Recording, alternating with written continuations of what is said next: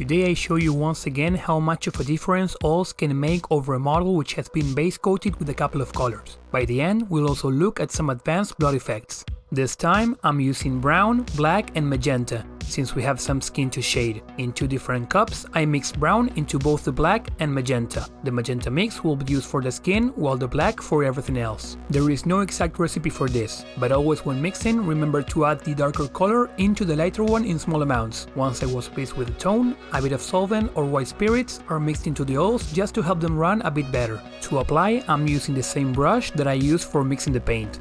And while I am trying my best for each tone to remain within the desired area, it doesn't matter if they mix where they meet. Later, both colors will run into each other during the cleanup stage. With the model completely covered, I went for lunch.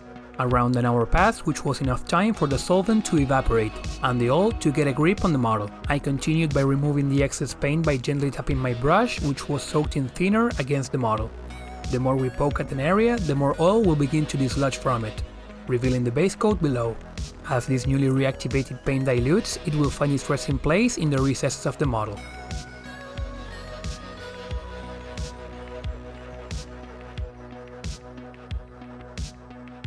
As I work around, I remove the excess paint from my brush, and I look around for any places where I see paint pooling. This will often happen around the feet for sure, but the excess paint can easily be soaked up back to the brush.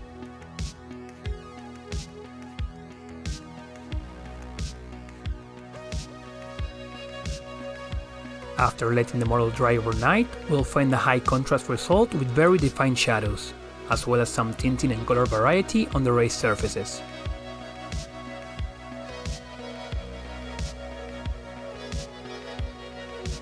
Here is another example, the results of a dark brown oil wash over a red, gold, white and light brown base coat. The purple flames were added after.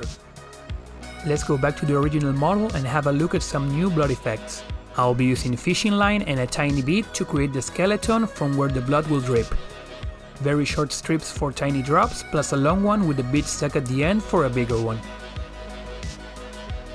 With everything stuck down, I covered it all up in Blood for the Blood God technical paint, as well as sketching how blooded I wanted the weapon to be.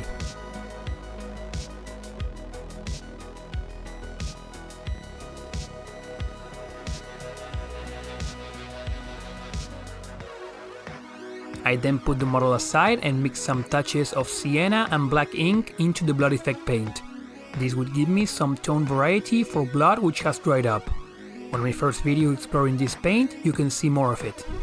The first coat was still slightly damp, so I dabbed some darker blood here and there, letting it mix naturally.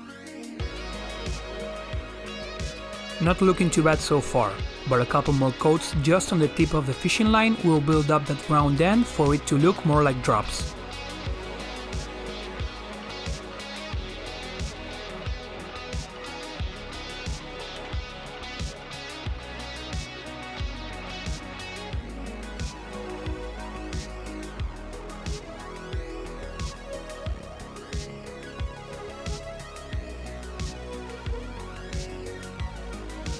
And since we have blood dripping, it seemed only fitting to have some on the grass to enhance the storytelling of the scene.